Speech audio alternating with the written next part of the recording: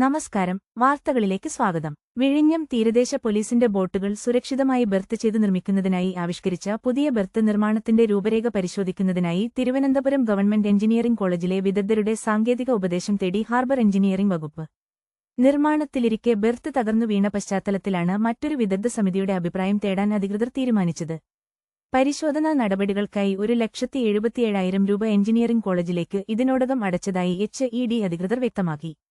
Engineering കോളേജിലെ പ്രൊഫസർമാർ ഉൾപ്പെടുന്ന വിദഗ്ധ സംഘം വൈകാതെ തന്നെ വിഴിഞ്ഞ് നേരിട്ടെത്തി പരിശോധന നടത്തും. ഒരു മാസത്തിനുള്ളിൽ ഔദ്യോഗിക റിപ്പോർട്ട് ലഭ്യമാകുമെന്നാണ് വകുപ്പിന്റെ പ്രതീക്ഷ.